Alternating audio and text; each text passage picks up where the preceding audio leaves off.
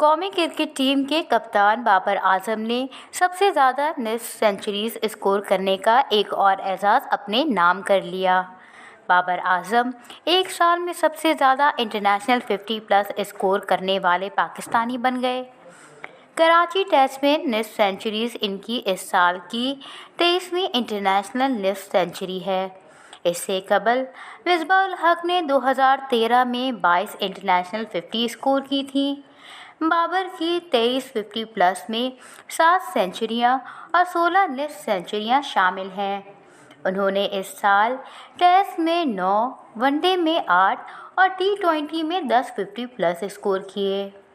याद रहे कि कुमार संगकारा ने 2014 में 25 जबकि रिकी पाउंटिन ने 2005 में 24 50+ स्कोर किए। सौरव गंगोली और जूरड भी एक कैलेंडर साल में 23 50+ कर चुके हैं।